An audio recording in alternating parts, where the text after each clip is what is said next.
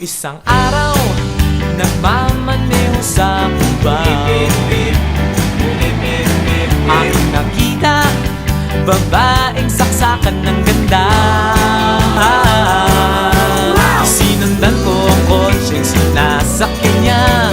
Hindi ko nakitang may dumarating pala. Hindi ko naiwasan, kami bigla nagkabanggaan. Nung magkamalay, ay nasa ospital na ako. Nasikaso ng doktor na pili ng nanay ko.